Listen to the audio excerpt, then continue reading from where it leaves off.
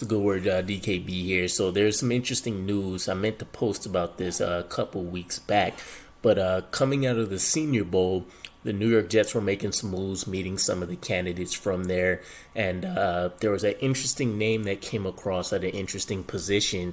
Seems like we're investigating our quarterback options, and while this isn't high profile round one quarterback, I still think it's significant enough. So the New York Jets had a meeting, and there was a few other players, but with quarterback from Eastern Carolina, Holton Ahlers. A little bit of his kind of background and about him. 6'3", 237 pounds. He was a 5-year starter for the Pirates from Eastern Carolina. He's a left-handed passer, interestingly enough, and he's kind of, draft status-wise within the range of guys like Clayton Tune and Malik Cunningham, and I've seen a couple of you guys mention this often enough, but it seems like he's generally going to be in undrafted free agent territory. Maybe he can find a way to highlight his skills enough. He came off a pretty solid Senior Bowl, had some interesting Pro Bowl wins to find his way into like the 6th, 7th round. But he's looking like a priority undrafted free agent. So there was actually a few teams that have met with him already. Chargers, Seahawks, Giants, Panthers, Steelers. The Packers actually met with him 3 times, and I find that interesting because obviously there's a lot of similarities and overlap there, especially with us bringing on a guy now like Nathaniel Hackett.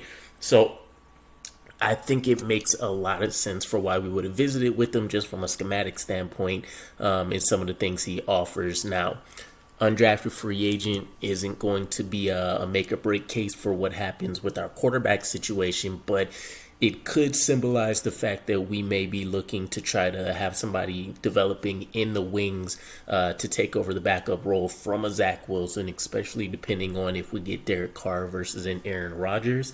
So who knows where those chips may lie, but some of his skill set, we're talking about a guy that's a mobile quarterback.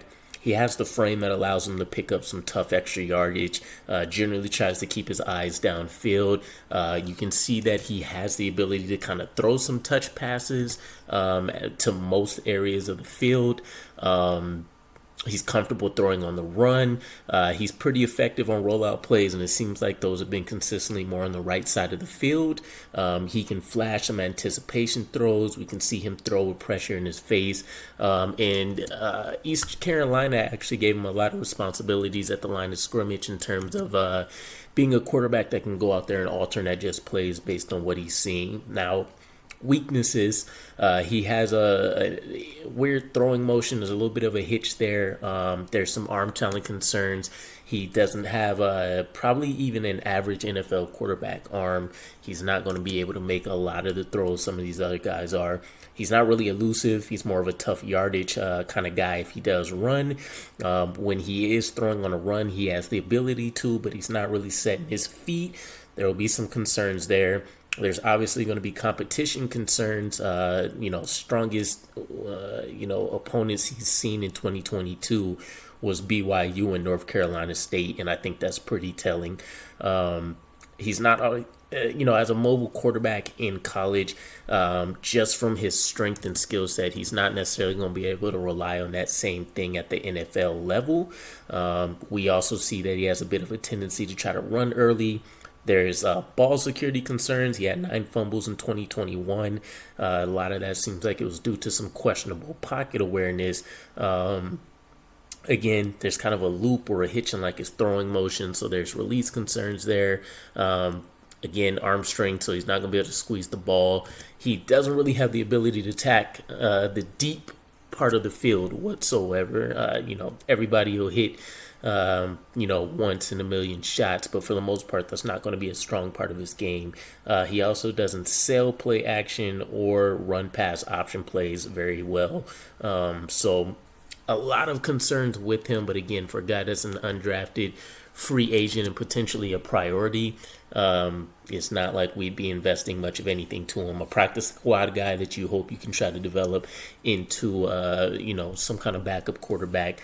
But the comparisons were what interested me most. So in terms of playing style, quarterback Tim Tebow and him have a lot of similarities and overlaps. And while that shouldn't get anybody excited, the way that we could use him in the NFL should, depending on the coaching staff and how comfortable they feel with it. The other pro comparison in terms of how he would see himself playing on Sundays would be quarterback Taysom Hill. This is the guy that has some of the attributes to be able to go out there and play. He can throw well enough to be able to hit, on certain plays in a small package that get developed. He can go out there and play tight end. He can kind of play, a fullback hybrid. That would be the most exciting part of him. But maybe there's more to him. Again, he's been having some impressive stretches of games strung together to end his senior season. He can still end up improving. I think it's, again, very telling that the Packers were willing to meet him, over 3 times. And you're still talking about some other pretty notable, franchises. Panthers, Steelers, Seahawks are the ones that I find pretty interesting. But let me know what your guys' thoughts are. New York Jets potentially looking at backup quarterback options. Maybe that signals us moving on from Zach Wilson. Maybe it's just them doing their due diligence. But yeah, let me know what your thoughts are. I'll catch you again. Peace.